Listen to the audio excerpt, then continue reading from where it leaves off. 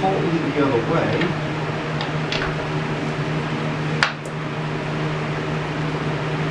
Okay, it's like that key.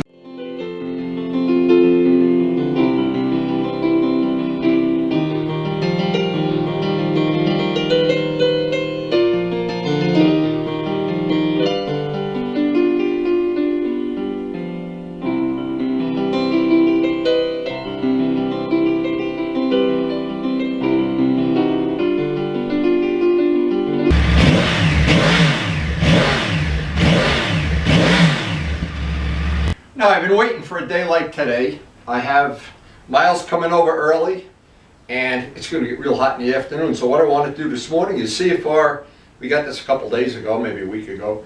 This is the adjustable side stand for the R1, and it should be a relatively straightforward job. Should take less than an hour. I want to do the cleanup of everything, so when it all goes back, it's as good as I can make it. And I want to make sure that the range that this opens and closes is within the range that I need for this particular job. Now, to start the project off, this is a bike that has a lower and link on it. It has a Pingle lower and link. That has worked out perfectly. That has really just made it just a lot more fun getting on and off the bike. Now, we put one of these on Luciano's bike, and it worked out great. It was very easy to install, and the main thing is it fit like it was supposed to. The switch to shut the engine off if the kickstand's down and it's in gear, that worked out fine. I don't know if it is, but I got this from Amazon.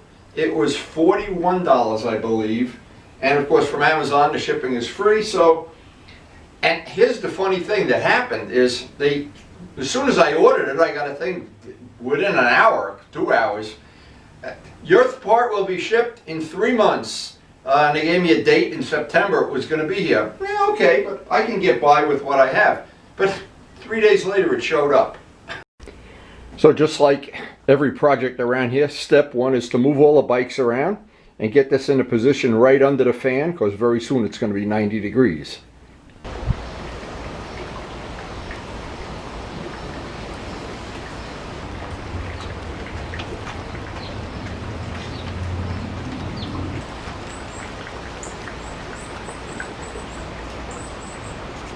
So before we actually get started, I want to make sure all the chores are done. The garden's watered, the fish are fed, the birds are fed. So as the day is playing out, it's really gotten hot. I got both of the fans on. Tried to put this in a position that it would be very easy to work on. So what I'm going to do is put it up on the back stand, and that makes it just a little bit easier to work on it.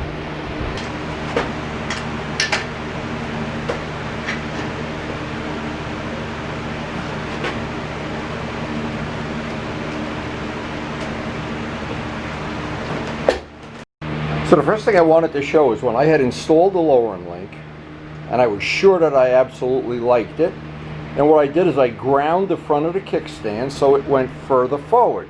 That allows the bike to lean more. That, when you're very close, that's a good way. You can just get by without buying the $40 adjustable stand. But what happens is now this is a little bit further forward. It's a little inconvenient, and in this case it's not adjustable. So the bike tends to lean a little bit more than I want it to. Well, but it did work for many years. But now that I've got the adjustable stand, we can make it perfect. So this is exactly what you get from Amazon. And of course there are several, I'm just assuming this, there are several of these available from several different companies. But I basically think they're all the same. I'm sure they're all made in China, that's for sure. So if you happen to get one, and you see it at a bargain price, probably there's going to be some shipping involved or something, but they're about $40. Now, the key thing on this is, and Luciano said this was really nice, this has a nice big wide footprint. The stock one is a little bit smaller, so when you're parking a bike on tar, or if the bike tends to lean too much to begin with, or if you're on a hill, on an angle. So having this adjustable, and of course you release this bolt, and this part you set it and put it back in a bolt that's appropriate. I'm going to start with it just where they send it to you. I think that'll be close, but if not, and of course you can always, in this case, even make it short or cut it another 1/8 of an inch off or whatever.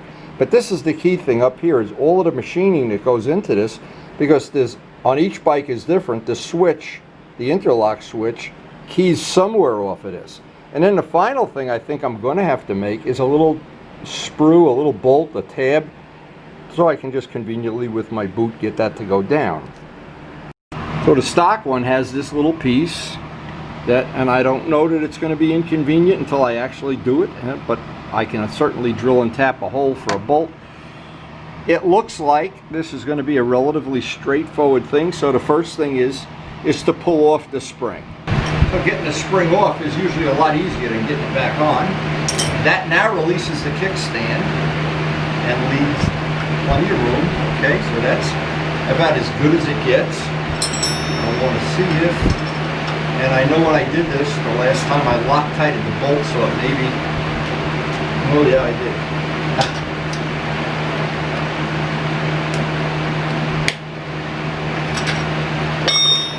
You sure wouldn't want to have this bolt get loose when you're parking the bike on a hill or whatever. Anyway, even a simple job like this, there's always little pitfalls, and there's always little things that can make you crazy. Usually one of them is getting the spring back on. That's always, and a lot of times you have to do the, put the pennies in between thing or the washers. Or, in this case, let's say it's a double spring, so you can do one half of the spring at a time. That makes it a little bit more human. And you got to make sure that interlock switch hasn't changed. That's another big problem. So before I do anything, I've got to take this out. I want to clean it up, bring it up, and show these parts up close and personal. So when you look at them side by side, you can see this is a little bit thicker, should be a little stronger, even though you're never gonna, I don't think you'll ever break that. But here's a significant thing. See how big that footprint is? This footprint is a lot bigger. I think that's a nice upgrade, that you're not always having to worry that that thing is melting into the, especially today, it's over 90 degrees. It looks like all these machine surfaces are right. Putting this back on, I'll clean everything up, of course. Make sure everything's got a good coat of grease on it before I put it back. And I wanted to show, well, let's see if we can get this to just go on there before we get too excited about it. Do a little dry fit and see where we are. Good quality information here. Now you can see this one is a stock. What would be if you had a stock kickstand? It's this part that's the dead stop. This is where I ground it away. You can see it's been ground away. And what that does, it allows the kickstand to move further and further forward. So if you were unable to find this for your bike, now here's the thing, when you do the grinding, you can grind the part of the frame, or you can grind the kickstand. I always choose to grind the part that's the easiest to replace and the cheapest, in case I don't like it. Now if I had gone too far, and I probably did, I could have had just put a bead of weld there, or drill and put some material there, just so it wouldn't go as far. But this worked out for many years. But now I've got one that should be a really nice upgrade and offer me that adjustability that I'm looking for. Now most people do make a little footprint, and I have them on several bikes too, just to make this bigger. But this is an upgrade right from when you buy it. So that's one more little upgrade we have. Okay, now what I did, I put a nice amount of wheel bearing grease on that. That's got to go back in there. Okay, that's going to go on there. Make sure that grease is on the whole part.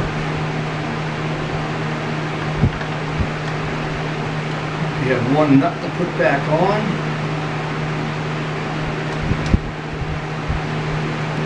Now this will just get the part temporarily in place, so I can figure which adjustment I need. Because what's going to happen, I'm going to take it off the stand, and it's probably, I'll just take a guess at where it should be, but it's not going to be right on the first shot, and then I'll have to do the adjustment. But I guess a smart thing would be is just to kind of do this conservatively. I don't want it tipping over.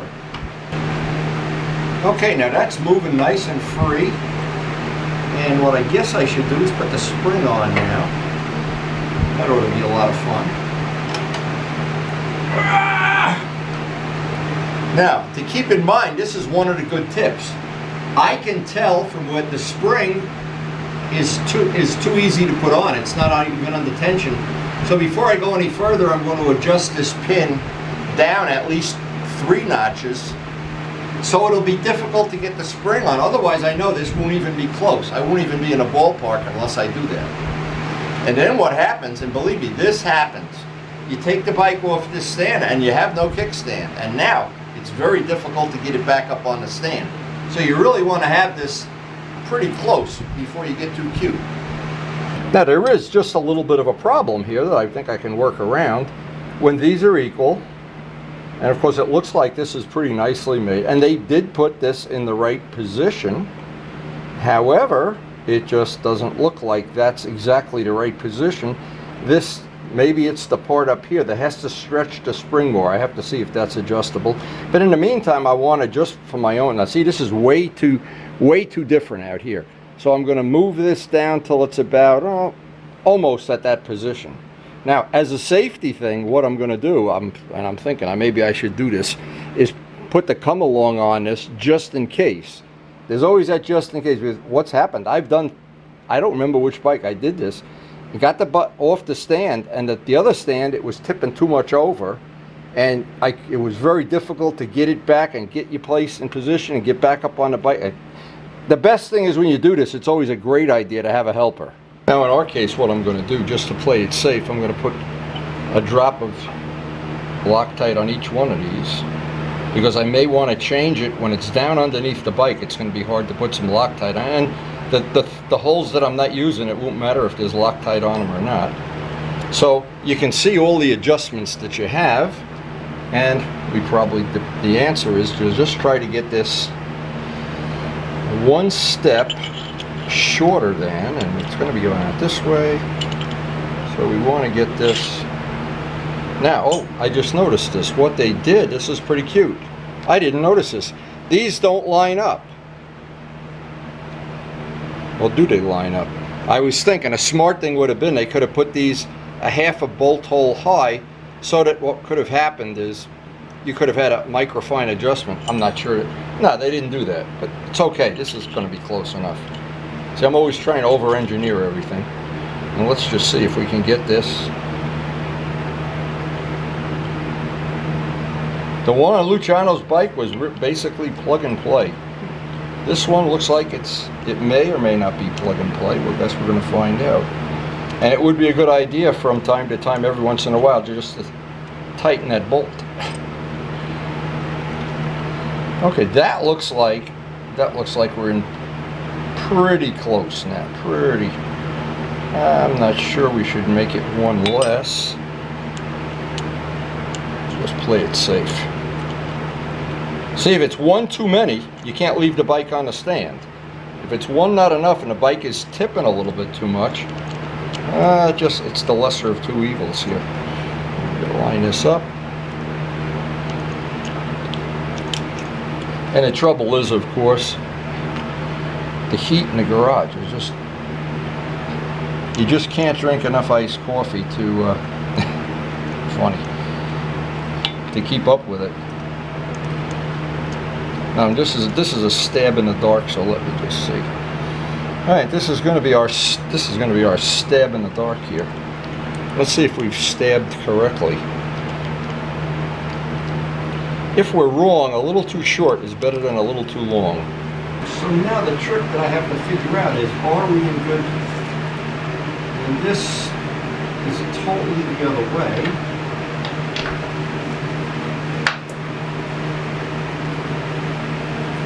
That key's in there, so I guess you don't have a choice about that.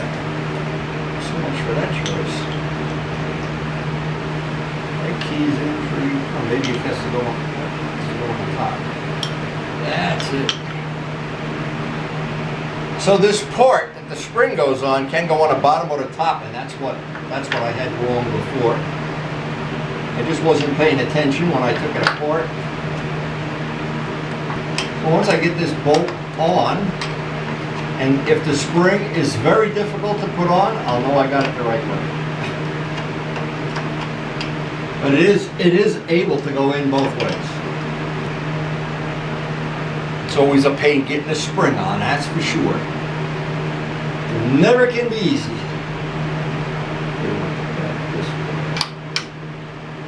Very difficult to get that spring on.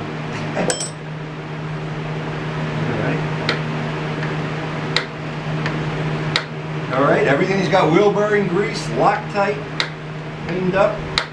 All that's left is the final adjustment, and make sure that switch is activating now the way it should. And keep in mind, if you only get one thing off of this video, and if you're like me, usually you work by yourself. Whenever you tinker with the stand, or you do anything with that kickstand, there's the possibility you're going to have a real problem when you take the bike and go to put it on a stand and it wants to tip over toward the throttle. Now you've got to find something to lean the bike on, and in my garage that's a little bit difficult, and I don't want to scratch anything, of course. So what I did, just to make sure I'm not going to paint myself into a corner, is just put a safety strap on this, so if everything else doesn't work out, at least the bike isn't going to wind up on the ground. But of course, if you have a helper, even better, let him sit on a bike while you do this.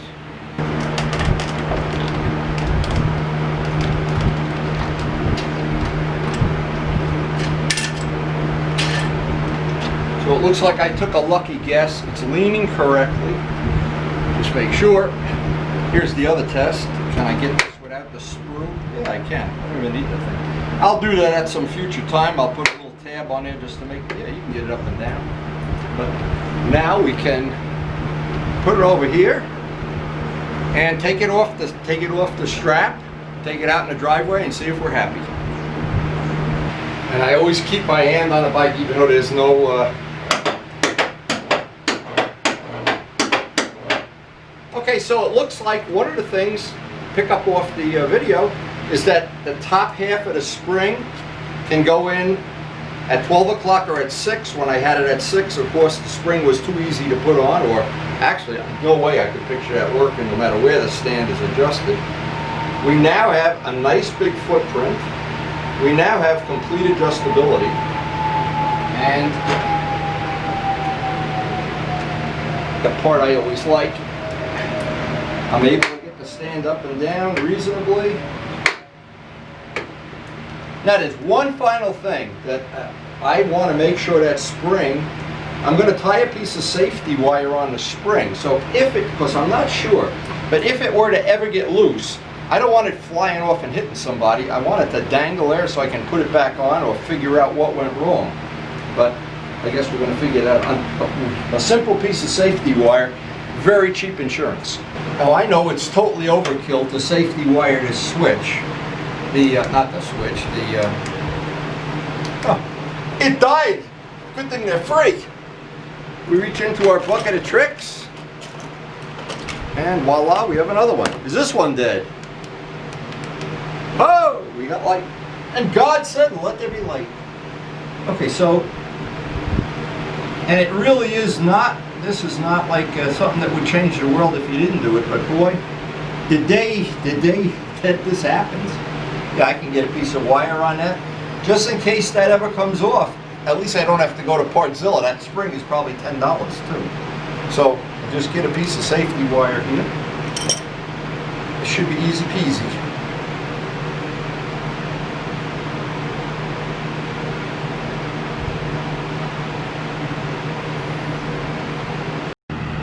So the little safety wire around the spring, that is just cheap, super cheap insurance. And I always, it's from having a, well, when I owned the air coupe, everything in the world was safety wired, because stuff used to vibrate off. And these bikes are certainly better than the old air coupe, but safety wire is very cheap insurance. So the lean angle worked out. I was lucky on the first shot. It's simply lucky. Even if it isn't, having that come along, there are probably 4 or 5 really useful, good tips if you're going to do this, especially if you're going to do it by yourself in your own garage. I hope they're useful, and the couple of things I can say for sure. We have several bikes with lowering links. We've never taken them off and putting the stock parts back. We have, on this bike, we got the Pingle. I don't know which one. Luciano had something different on the ZX10 that we just did a couple of videos back, but Chris's bike, the R6, worked out perfectly.